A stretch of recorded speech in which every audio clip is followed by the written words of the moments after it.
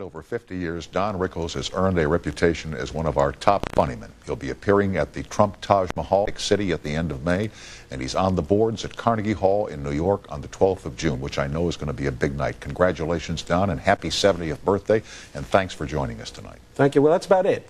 No, that's not about it. And it's not 50 years. Give me a break. It's 40. I'm not in the business 50 years. Listen, kids. Jolson was in the business 50 years, and he's not around. 70 years old. That's a milestone, huh? Congratulations on that. We're going to have services? No, we're not going to have services, but you know I like you a great deal, and I know you had a wonderful party, and all your friends were there, and I think it's terrific. Yeah, well, you were on the list, but it was touch and go. No, it wasn't. Your name came up, and I went, forget it. We don't need it. You doesn't pick it up any. Anyway, it's great to be 70. Hey, it's how you feel. Exactly. You know what I mean? And I feel damn old, I swear to God. No, you don't. I get up in the morning and say, the leg's not moving. But I feel great. I feel great. You know what's interesting? I turned 60 the weekend that you turned 70. I don't feel 60, and I'm sure you don't feel 70. I think I'm about 25 years old. I mean, I feel terrific, and I still have But you don't look good, Tom. I know I don't, Don. I don't have your genes. I'm going to lie to you. You don't look good. You got to lay down. You got to get a checkup. But like you, have great enthusiasm for your work. You still get a charge out of what you do. The day I don't get a kick out of running up and down the stage and wheezing and spitting up and hanging out in the wings going, why does the family keep asking me for checks? You know, the wife just sits there with the jewelry signaling ships. Anyway, so I gotta be nice. And I mean, it's not easy, Tom. When you got a Jewish family, they're always there waiting for the money. You know what I mean? I read about you in the papers now. They talk about Don Rickles' rebirth. Come on, you've been on top now for 40 years. Yeah, I've been very lucky. Well, you know, I've had my ups and downs, but right now, with Comedy Central, they made me the spokesman. I've read about that. You're doing commercials for Comedy Central. Yeah, and it's great, because all the kids that might not know Don Rickles that well will be acquainted. And I just did a couple of spots with them already, and I'm very excited about it. And it should be great. And probably I will skyrocket, and this show will be a mystery, because I won't be here anymore. Too big. Too big. Stop it. Comedy Central. A lot of young comedians have places to work because of Comedy Central. When you were coming up, where could you go to work? There was no Comedy Store, Comedy Central, MTV, none of that stuff. No, I used to work in, places like the Melody Club, when the girl came out with the little pasties and did Night Train, ba-boom, ba-boom, and the soup used to dance. The guy serving the soup used to, and all the guys sat in the front, and the boss in those days sat with his robe right in front of the bathrobe, right in the front with the robe open. And I tried to concentrate on my work, but I thought it was a hunt or something, you know what I mean? I kept seeing a sparrow looking around, you know? It wasn't easy, you know? When you got a guy right in the front going, this kid's a funny guy. And I'm doing, gee, there's a live sparrow loose. Nobody watches this show anyway, don't worry about it. Every time you're here, once you get going, you're like a steam engine. You just go faster and faster and faster. I mean, because I want it to end. Well, it will. Oh, well, I know you'd say that. And you told me the last time in school, you were a shy guy. You were not an extroverted kid. No, I was failing every subject in the world, but I was the class clown, president of the school, and the president of the high school found out I was failing every subject, grabbed his chest, and told me to take a cab. Lucky World War II came, because I'd still be in high school. As soon as they said, would you like to join up? I was overseas already. And I kept saying to the Japanese, I have nothing against you. I do comedy. I do jokes. And the guy keeps saying, keep firing at the guys with the funny teeth. I said, you don't understand. I buy all their toys. What do they want from me? You know what I mean? And they kept coming out of the jungle going, here's the two. Bang! And I kept saying, don't do that. But they didn't listen. Were you funny as a kid in school? Oh, sure, as a riot. And where did you get your stuff? Like when we were in school, the funny kids would watch Milton Berle the night before, or they'd watch comedy on television, Jackie Gleason, and they would come in and do those routines in lunch hall. Where did you get funny stuff? Well, I think from my folks. My father was a wisecracker, and he was a good guy, and he laughed. My mother didn't have my kind of sense of humor. She was sort of a Jew pattern. She just sat in the kitchen with a helmet going, get in here! And my father sat in his underwear in the living room going, it was a nice family. But, no, I'm kidding. My father was a classy guy. But I inherited that. I was always that way. I used to make fun of my grandmother, make fun of people who were sick. I made fun of death. I made fun of everything. I make fun of this show because it is a funny show. Well, we're not the funniest show in town, Don, but we are. Ah, you took a guess. but we are the biggest joke. See? No, it's a good show. And the high school plays that you did, was that your entree to performing before? No, way before that. Way before that. When I was a kid, I used to run around. I was the kind of guy, I was the one that always went to the synagogue dances, the church dances, and not too many church dances. But I went to the synagogue dances a lot. I didn't go to the church dances because they were all playing bingo, you know. Yeah. But whenever I went, I was always the guy that got everybody laughing but never got the girl, you know. And I was always driving the car and they were in the back seat having a luau, you know. And I never got a shot at it, you know what I mean? So I was always the funny guy that never got the girl. But I used to go to the dance, and they'd send me, we'd all go in, and to get attention, and I was basically a shy guy. I'd get up on a table or a chair and go, can I stand up? Sure you can. And I get up on a chair, I swear to God, I get up on a chair, and everybody's dancing, and we all dance, and I go, hold it, everybody! I'm leaving! And they go, what? What? And people stared. They said, what the hell's the matter with him? That was my way of getting attention. Yeah. And then I struck out again.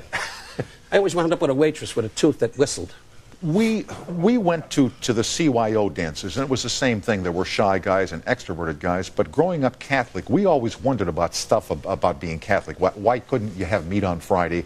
Or why did you have to not have water before you went to communion? Did you wonder about things that Jewish kids had to do because of religion ever? No, I paid no attention. I phoned God. I didn't. You guys got up in the morning and went, looking for a wafer. We didn't do that. We phoned the rabbi, give him a couple of hundred, he does what we want, you know. But I never had that problem. We were very, you woke up with a nun, you know, every morning going, Tom, sit, dance, boom. Right. We didn't have that. Rabbi just sat there and said, how's the family? He said, here, Rabbi, here's a couple of hundred, don't bother me. It's great. Fantastic. That's the way I was raised. Take your time. This is your show. Don't go to pieces. No, I won't. I just want to try something else. Okay, okay. You went to the Dramatic Academy in New York and you studied acting and you were an actor and all of it, but somewhere along the line you made the transition to comedy. When did that start? When you decided, you know... When I couldn't get work. Oh, really? Yes, it started very early. I went to the American Academy of Dramatic Arts. I've mentioned this, I think, before to you, and I went there with Jason Robards, a fine actor, and Anne Bancroft, and a lot of good people. And you were good there, I hear. Yeah, well, hey, I graduated. That's right. They even wrote me a letter because we went through a whole thing that they said they never publicized that I went to the American Academy, you know, because when you come from the nightclub world, it's like, forget about it, you know, they don't want to talk about it. Right. It's not because they're trying to be indifferent, but it's the saloon to the artsy world, you know. Yeah. So I went to the Academy and I graduated and I walked around Broadway and I read for Stalag 17 and I read for Mr. Roberts and I read for a lot of shows and I never got a job. So I used to go to the Lower East State and sit in the balcony and watch a movie. And my father would say, where were you? Oh, all day long, up and down Broadway. And I was in the back, boom. Then I was an usher in a movie. I did all kinds of odd jobs like a million other guys. And I never could get to Broadway, you know. Yeah. So suddenly I was always kidding around. So I went to a dance. A guy gave me $5, then a guy gave me $10, then $20. And today I'm up to $50. So yeah, right, I'm set. Right. We are with Don Rickles, who later on this month will be appearing at the Trump Taj Mahal in Atlantic City. And then on June 12th, he's on stage at Carnegie Hall in New York, which we'll hear about in just a second. We'll be right back after these messages. Is it?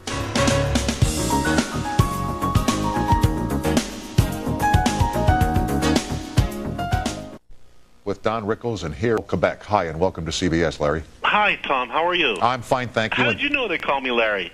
Well, I just guessed. You're keeping tabs on me, aren't you? I'm watching you, Larry. Good. Listen, Tom, first of all, I want to ask you, what the heck is a color teeny? It's a martini that you have when you're watching a color television. It's just a dumb, stupid thing. Okay. Now my question for Don Rickles. Don, first of all, I love you. Thank you very much. I love you, too. Okay, Let's have lunch. I've appreciated your work for many years. Thank you. And I truly do love you. Thank you. But I wanted to ask you, Don, first of all, what is your favorite insult, and how the heck do you manage to keep an audience on your side when you insult them? Favorite insult, and how the heck do you manage to keep an audience on your side when you insult them? Well, the whole idea is you got to let them know it's a joke. That's the first thing. Right. Otherwise, the paramedics are going to give me mouth to mouth. And it's just it's a style and a way of making people enjoy you. And it's not like insult. People say insult. To me, it's a big rib. But I've always been tagged with the word insult, so I go along with it. After 35 years and more, it's done me very well. It put me in good stead. So that's the way it goes. But it's your personality, and they come to see that, and they enjoy it, and I enjoy doing it. I think they appreciate the fact that you have guts, too. Well, I don't know about guts, but I have a lot of Blue Cross. Thanks, Don. I love you. Okay. Good luck. See you in Ottawa. Okay. Good night, right. Lawrence. My favorite place, Ottawa. Go up there for the Mountie Convention. Montreal. Huh? He's in Montreal. It's in Montreal. Who cares? What do I care? I live in America. I don't go to Canada. Well, you might have to go there someday. I'll buy a sled. Yes. Hello. There was a Shoot a time hunting dog away. Wow. after you got hot in the clubs and Sinatra saw you and became a fan, and Dean Martin and Sammy Davis. Yet the producers for television said Rickles is too hot for television. And along came an appearance on the Johnny Carson show in the 1960s. He was the man. Johnny Carson did it. He really did. And followed by Dean Martin, rest his soul. And Dean later put me on the variety end, but Johnny was the first guy in New York said, we've got to take a chance with this guy. They said take a chance. He said, no, he's funny. I want him on. But why was there that feeling, do you think, that if they took Rickles, they were taking a chance? What was the risk? Because in those days it was outrageous. You know, today I could work the Vatican compared to what's going on. You know, nothing personal. I know how sensitive you are about that. No, I'm not sensitive at all. Forgive me. If you have a ring, I'd kiss it, but, you know. I have something else you could kiss. Yeah. Well, we'll see how this goes. Anyway, it's just great. You and I are laughing, and the people out there in America are going, what the hell are they doing? But I got to tell you, as far as what were we talking about? About the risk that Don Rickles represented on television. Yeah, well, it was outrageous. You know, I made fun of ethnic backgrounds and exaggerated, made fun of people, in front of the blacks, in front of the Jews, in front of the Catholic, whatever, Irish, French. I hate to use the word Catholic, not Catholic, Irish, whatever. And I made fun of people, and that was unheard of in those days. And what I did was, just making fun, which I still do to this day, exaggerate all our insecurities. That's exactly what I'm doing. And it's not that I'm a joke teller. I never was a joke teller. I tell things, you know, like I say, Tom, the suit you have on, I'm a friend. Yeah. You are a verbal caricaturist, is what you are. Yeah. I'm sorry. I take it back. Right away, he's got to come out with the college crap. Verbal conversation. All right, and then Greg Garrison Greg was a good put friend. you on the Dean Martin show and said, don't script, Don, let him ad-lib. That's right. They put a whole audience. Bob Hope, the big joke at that time, Bob Hope came late. He had a ton of stars. Bob Newhart was included. He begged. And they had all these stars in there, and Bob Hope came in late. And I turned around and I said, at that time the Korean War was on. Vietnam War. I know I can't keep up with the wars. You know what I mean? I'm so busy down in the White House down below in the strategy room trying to figure out which war it is. I don't know what the hell that means, but you're staring at me like you understand it. So anyway, Bob Hope, you're just sitting there. No, you're a big help too. I'm watching him. Well, I tried and got the remark about we'll see how this goes. So I'm not coming over there anymore. Anyway, Bob Hope came in, and I turned around, and I said the line. I said, "Is the war over?" And at that time, it was a big thing, and everybody laughed and fell down. And Bob Hope did a great thing. He stood up and unfolded the American flag and marched around the room for a half hour. And like a dumbbell, I followed him. Right, Bob. Have you ever met Bob Hope? Yes, I have. Oh, great. Debbie in Fort Wayne, Indiana. Hi, CBS. Hello. Shoe convention. All of a sudden. Hi, Tom. Hi, Don. Hi. Well, I was just wondering, has anyone in your audience or elsewhere ever been able to out-heckle you? Well, the show is not a contest. I mean, you don't come to see Don Rickles go, okay, Joe, get it rolling. You know, it's not like that. You know what I mean? Maybe in your neighborhood. But I don't do that. I come out and do my performance, and if they heckle, I have friends with me who hurt you. One, his name is Rocco Bonzuno, and the other guy is Aldo Ganano. Newhart has told stories of handling hecklers. Did somebody hit her? No, no. Suddenly it was...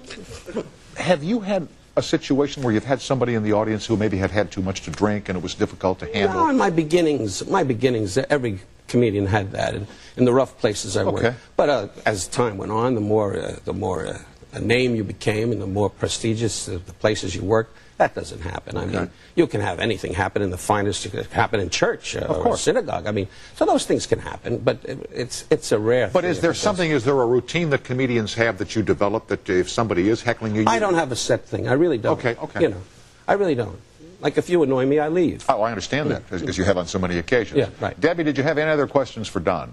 Oh, not much else, but I just wondered if he's ever been at a loss for words.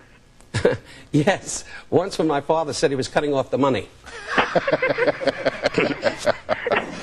I had a massive.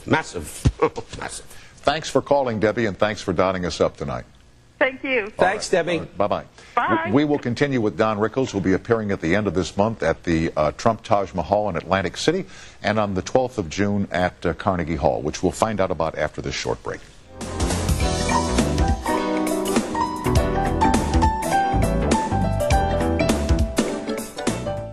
movies have you seen this year, besides the ones that you were in, Toy Story? Well, that's about it. Casino. No, Oh, I haven't seen it, but a lovely girl, Twister.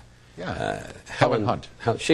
I met her and her boyfriend Hank. You know, the kid in Bye Bye Birdie, Birdcage. Birdcage. Yeah, and Hank, and she's a lovely girl, and I'm very happy. That picture's a big picture. But as far as Dead Men Walking was very good. Did you go to Fargo by any chance? Fargo was great. Isn't that a great picture? A lot of a lot of I don't like your police work. Yeah, they couldn't solve the case with the yeah. And then, you know who was here one night was Alan Alda, who did this thing, Flirting with Disaster, that was absolutely an hysterical picture. You and Barbara would love that picture. It's very, very Really? funny. Yeah. I have to see it. Yeah. By the way, at Carnegie Hall, you were talking about that.